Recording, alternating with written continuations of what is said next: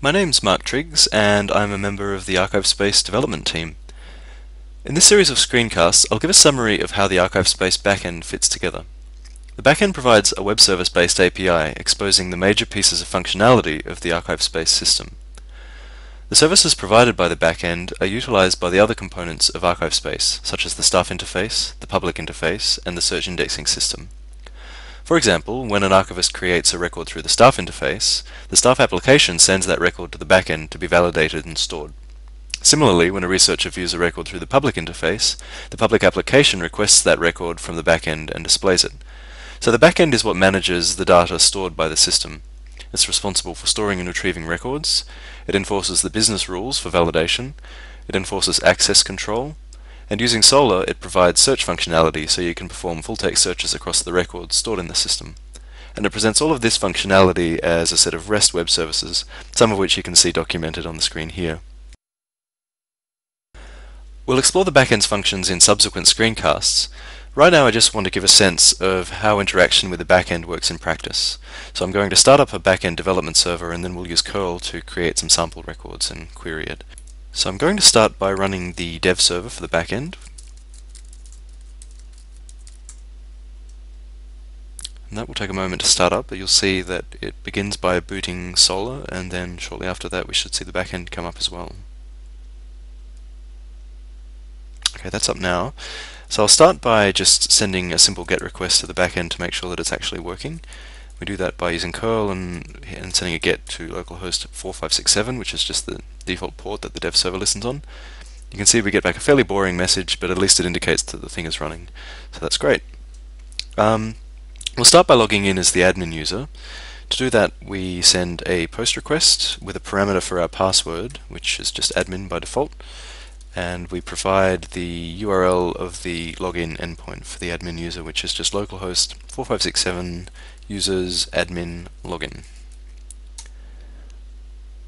This may not look like a success, but it actually was.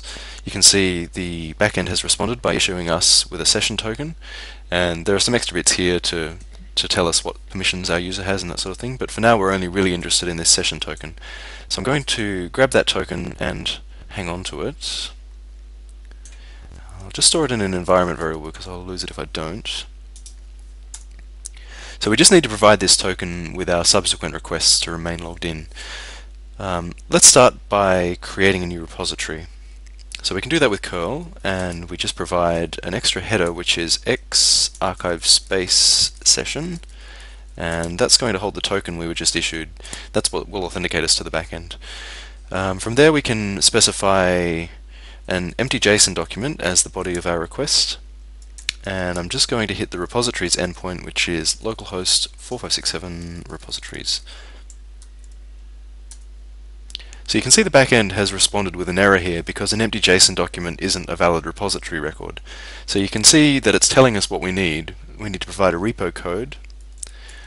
We can do that. That's just a unique identifier for this repository, so we could say anything. And we need to provide a name, which is just a textual description of the repository. So we can make that hello world or something like that. You can see now we've just successfully created a repository, and that's great. So we could do a GET request now and request to see the repository. If I could type. This is a bit different because we don't need a post request here, we just want to GET. And you can see we get back the repository we just created. Let's use a similar technique to create a new accession.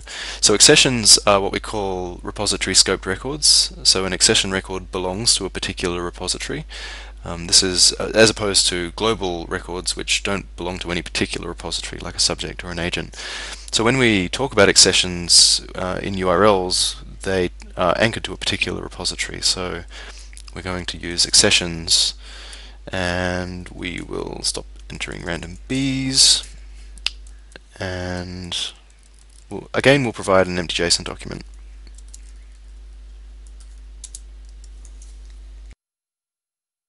Okay, so you can see as before we've been given a bunch of errors from the backend. It's telling us that we need to provide a property called ID0 and another one called accession date. So as before, we'll just go back and do what it says. If we provide, so ID0 is just a unique identifier for the accession. That can be anything again. Make that foo. And for the accession date, that can just be any ISO formatted date. So we'll make that 2000-0101. And again, you can see we've successfully created an accession. As before, we can do a get on that at its URI. And there it is. That's a little ugly. I'll just reformat that.